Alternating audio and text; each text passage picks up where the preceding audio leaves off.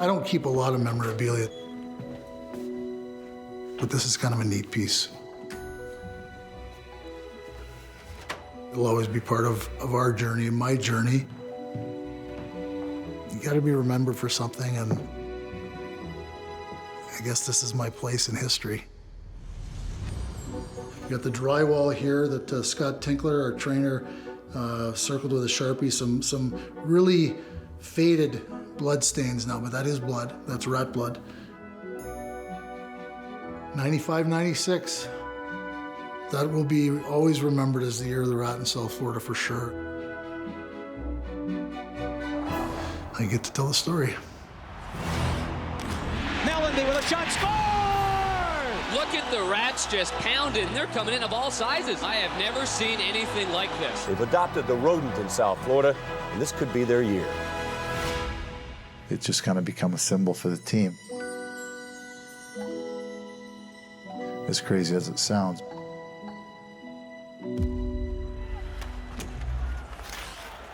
Taken by Craven, centering, the shot, let's go! Scott Mellanby. How would you describe your playing style? Aggressive. And we have a tussle at center ice, Lawler and Mellanby. Gee, that's major league thrashing right there. I was a decent player that I think had a better than decent career because of my competitiveness. Following Scott Mellanby's 7th season in the NHL, from Edmonton, Scott Mellanby. he was drafted by the expansion Florida Panthers in 1993. I thought it was great. I went from Edmonton to Boca Raton. The Florida Panthers advertising motto in their inaugural season is good hockey, great air conditioning. Florida coach Roger Nielsen won't refer to his club as an expansion team, saying once the players are picked, quote, it's a first-year team. What do you think the hockey world's expectations were for the Florida Panthers? I would have to think everybody thought that it would be disastrous. At the Miami Arena, they basically slapped up this drywall dressing room. There wasn't much to it, you know. We were cast-offs, really. But I remember Bob Clark kind of set the tone. He said, we're not going to be a doormat for any team in this league. Scott Mellanby, the first Panther goal. Shot by Mellanby, scores! Oh, baby. Oh, a rocket to the top shelf. Mellanby has just been a real dominant force for the Panthers. Through 2 seasons, Mellanby led the franchise in goals and points, with the team just nearly missing the playoffs both years. But then, in 1995, everything changed. Obviously, a big evening lying in store in Miami as Florida plays for the first time this season here on its home ice. Before that first home game, what do you remember about what happened in the locker room beforehand?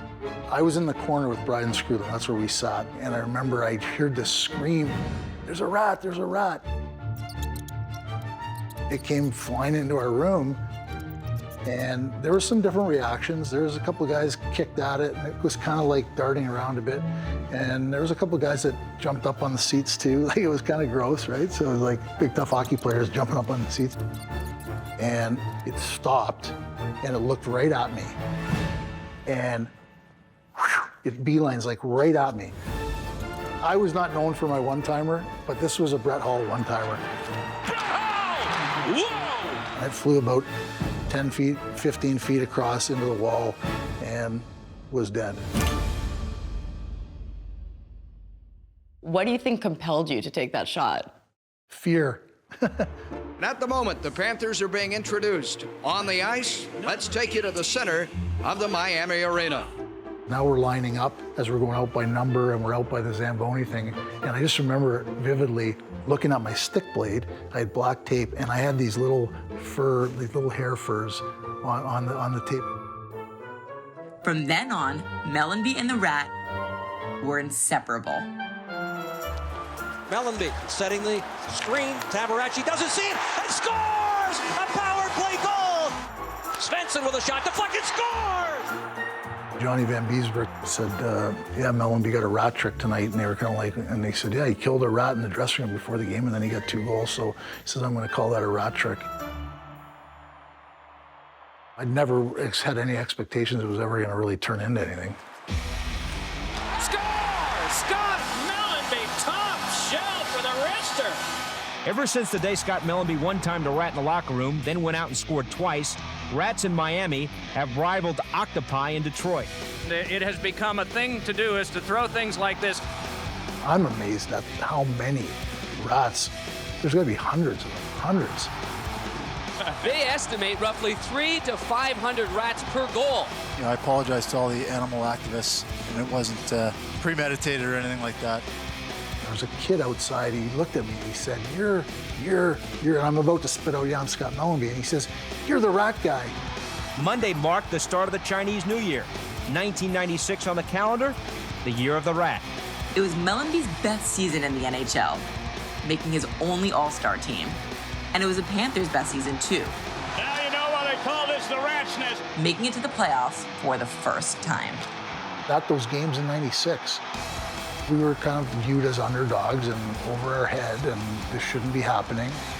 It was a magical run to the 1996 Stanley Cup final. The Panthers, they are going to the Stanley Cup Finals. You start by that point really believing that there's some karma and there's some destiny here, that it's meant to be. The Panthers lost the first 2 games of the series before returning home for Game 3. This is the Avalanche's first look at the Rats. The Rats were coming down and hitting my helmet. Boom, boom, boom. Mellanby a shot. Rebound. He scores! Patrick Waugh's been beaten twice now here in the first period alone. Walking back to the room, I said, this is the last Rats you see on that ice. Mellanby didn't get it home. A pass stopped by Patrick Waugh. The Panthers didn't score a goal for the rest of the series and were swept by the Avalanche. The following year, the NHL outlawed rats from being thrown on the ice during games. But more than 25 years later, the rats are still there, waiting and watching. The rat represents to us as a whole team a big win. We love it, it's a great tradition, and we love to keep it going. We enjoyed the ride and we loved it. It was a big part of our run that year to the finals. It's just kind of become a symbol for the team, as crazy as it sounds. I'd like it to be a small part of their history. It's unique and it's always going to be there.